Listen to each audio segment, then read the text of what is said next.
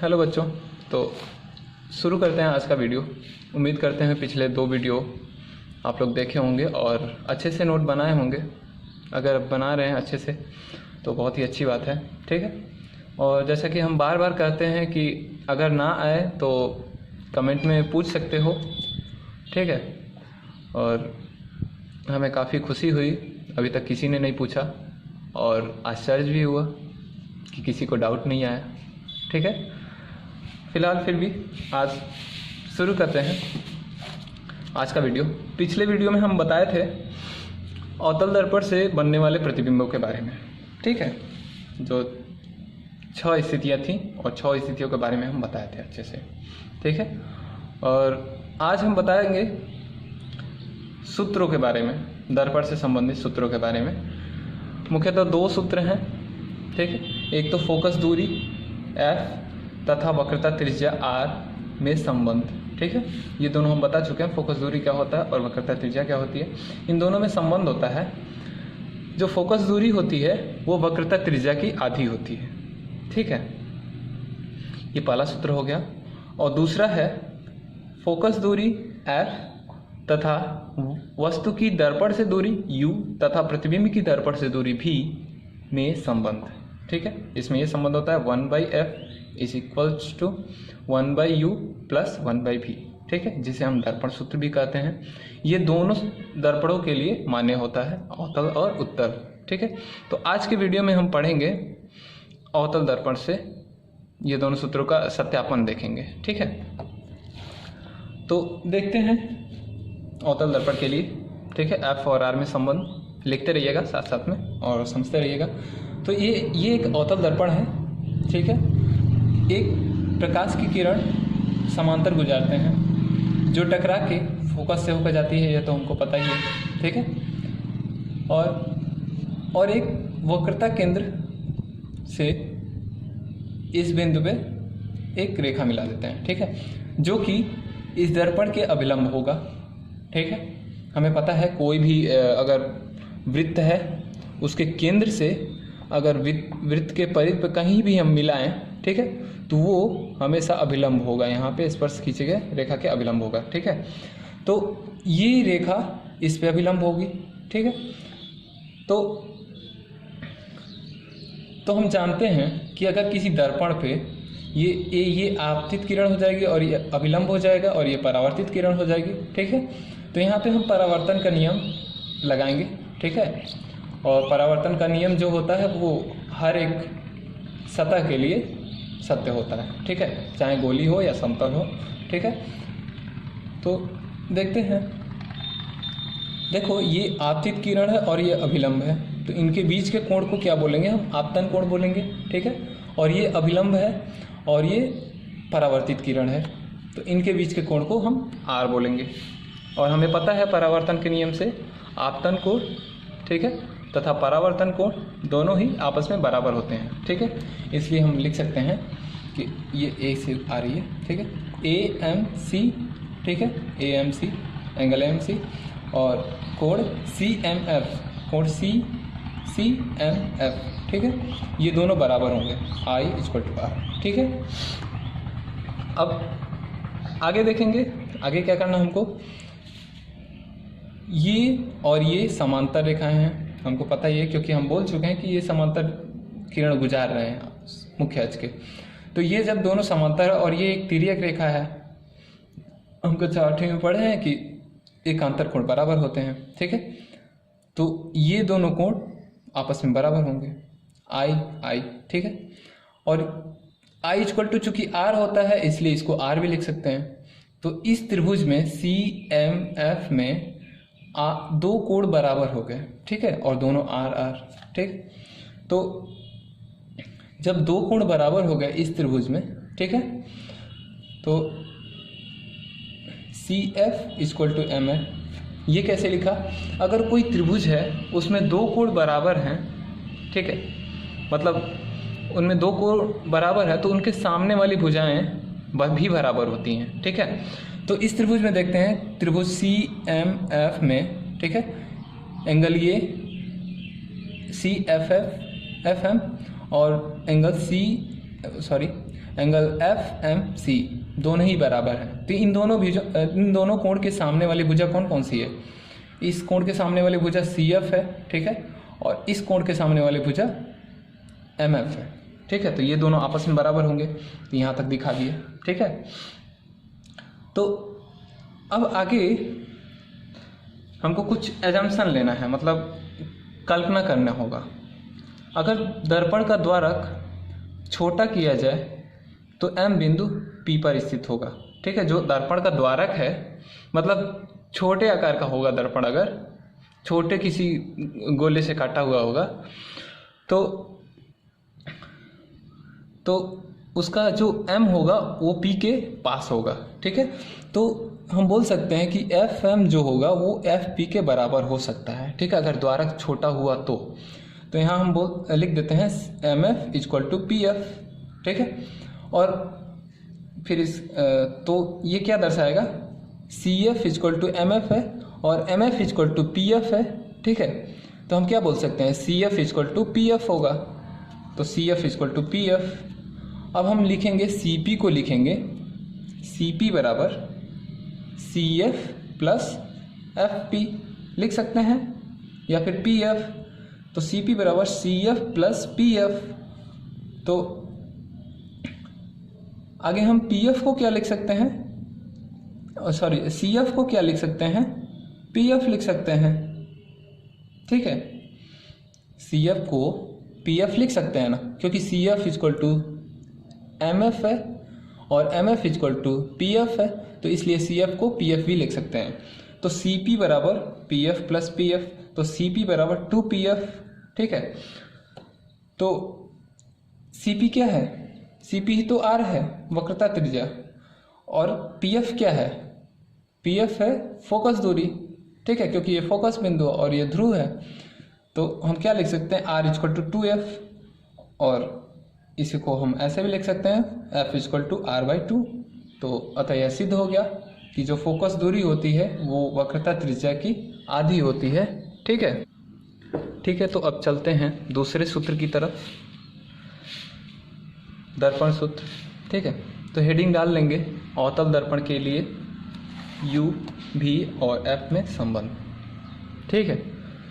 तो एक चित्र बनाएंगे और एक वस्तु रख देंगे कहीं पे भी, हम समानता यहाँ पे रखते हैं, तो वक्रता केंद्र से कुछ दूरी पे रखते हैं। तो हमको पता है, जो कि हम पढ़ा चुके हैं, वक्रता केंद्र और अनंत के बीच में रखते हैं कोई भी वस्तु, तो उसका प्रतिबिंब कहाँ बनता है, वक्रता केंद्र और फोकस के मध्य बनता है। अगर नहीं देखे हैं तो पिछला वीडियो जाके देख लें, ठीक है।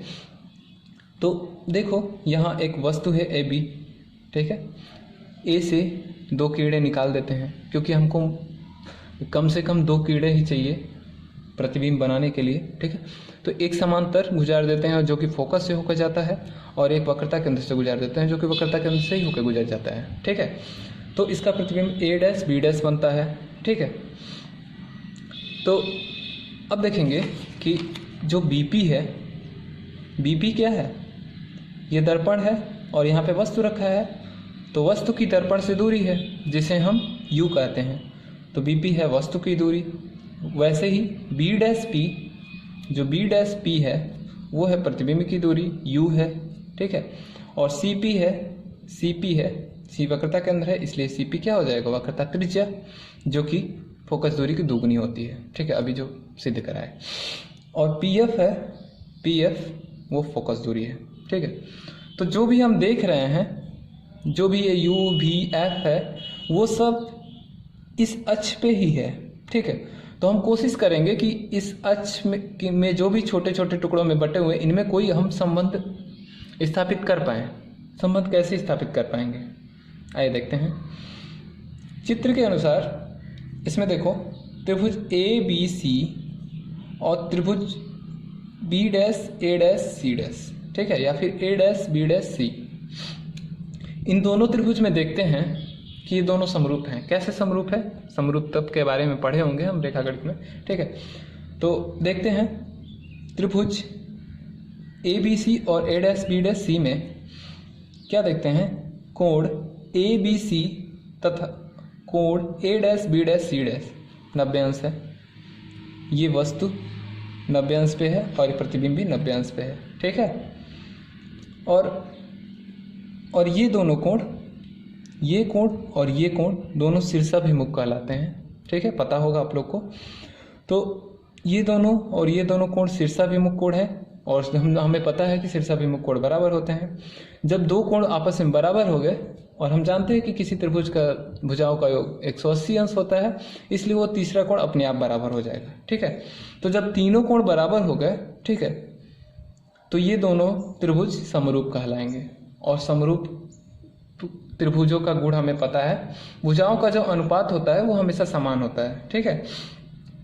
तो हम इसको ऐसे लिख सकते हैं, ए बी बटे A dash B dash, A B बटे A dash B dash equal to B C बटे B dash C, B C बटे बी डैश सी, ठीक है।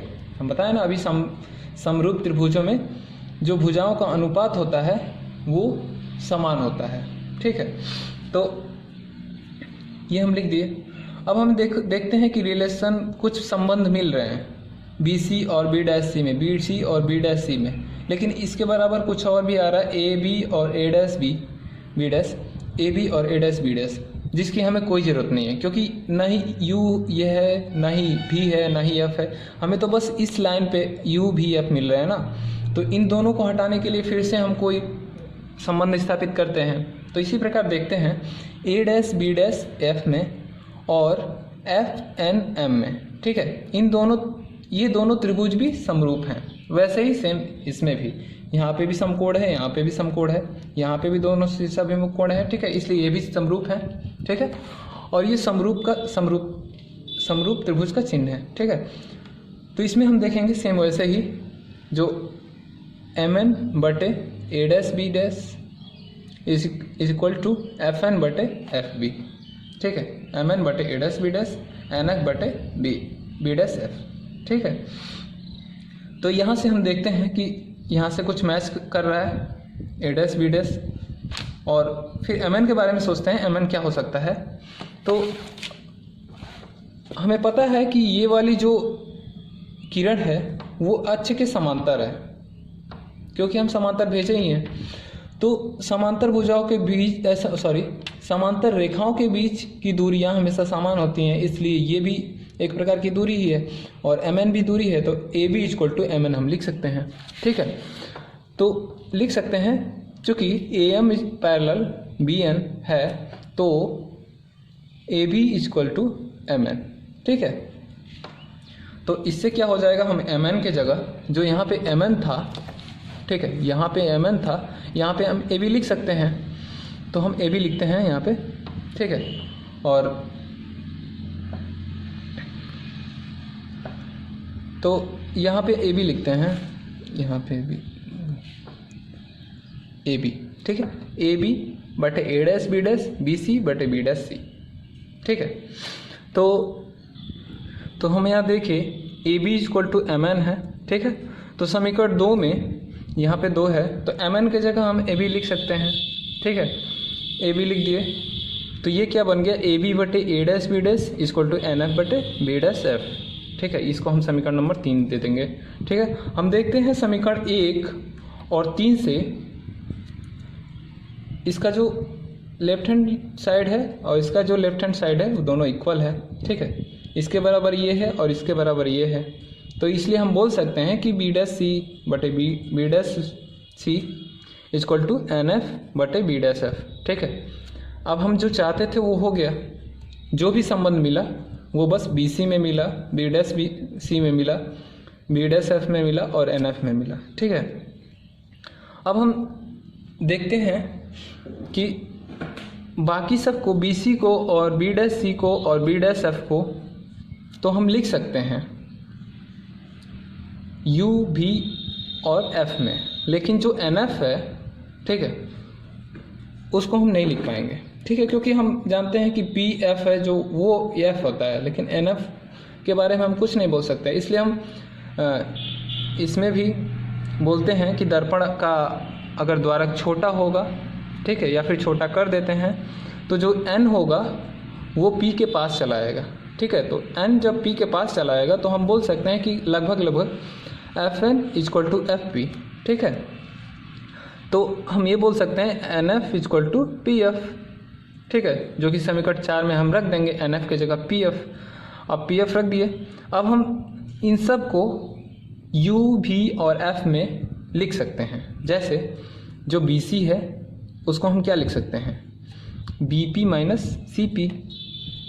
देखो B P minus C P लिख सकते हैं ना, जो बी सी है ये टोटल माइनस सी पी, और टोटल को हम जानते हैं बी पी क्या होता है, यू होता है, और सी पी होता है 2f होता है, ठीक है। तो हम u और v और f के बारे में के रूप में लिख ले रहे हैं ना, तो ऐसे ही सेम सबको ऐसे तोड़ लेंगे। b डैश c को क्या लिख लेंगे, cp minus p dash p, ठीक है। और pf को हम तो वैसे ही लिख सकते हैं, pf को f, इसलिए वैसे ही छोड़ देते हैं। और b dash p minus P F, ठीक है। ऐसे लिख लेने से क्या हुआ, हम बी पी को हम क्या लिख सकते हैं, बी पी को जो कि हम यू माने हैं, ठीक है। और सी पी को क्या लिख सकते हैं, सी पी को हम लिख सकते हैं 2f लिख सकते हैं, ऐसे यहाँ भी सी पी को 2f लिख सकते हैं, और बी डैश पी को भी लिख सकते हैं, ठीक है। बी डैश पी लिखवा है ना, प्रतिबिंब की दूरी है भी, और ऐसे ही हम लिख दिए, और इसको फिर तिर्यक गुणा कर देते हैं और ऐसे कुछ समीकरण बनता है, और इसको हल करते हैं तो ये आता है, ठीक है।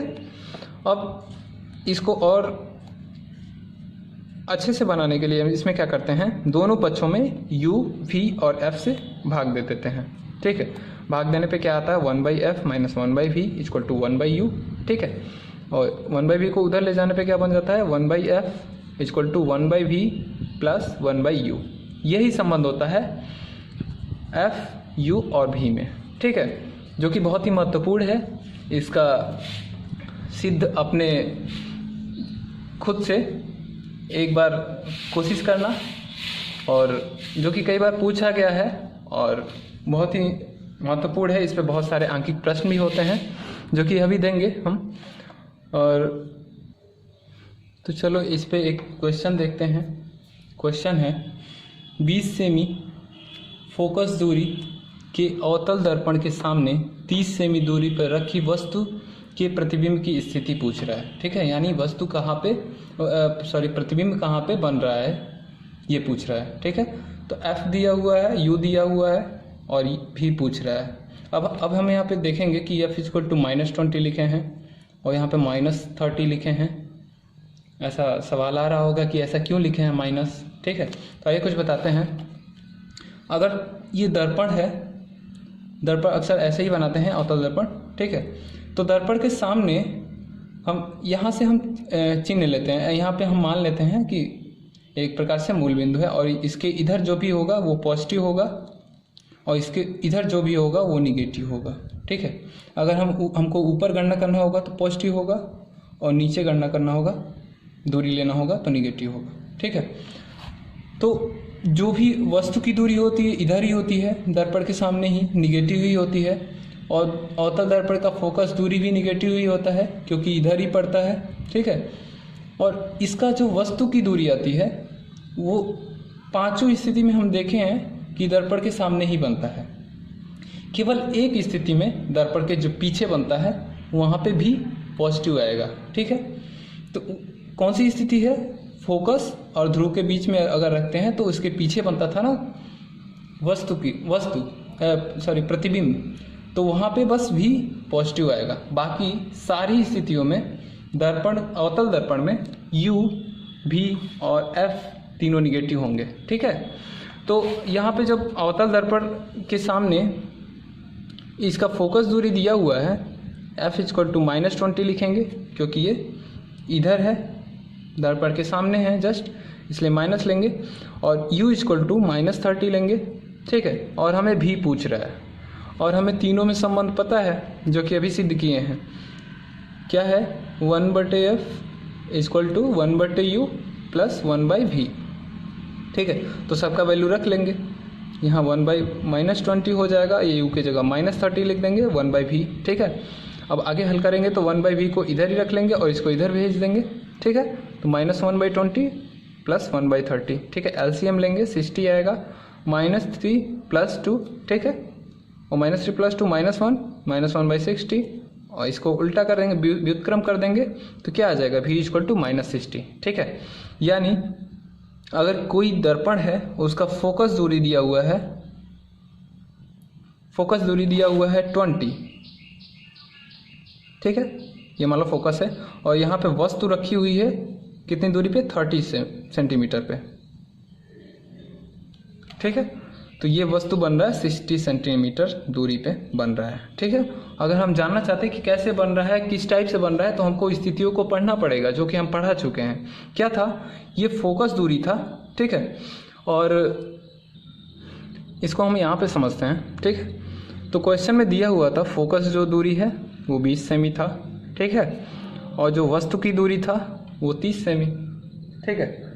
तो यहाँ से हम देखते हैं कि ये जो वस्तु है फोकस और वक्रता केंद्र के बीच में है। कैसे हमें पता चला कि वक्रता केंद्र के बीच में है, ठीक है।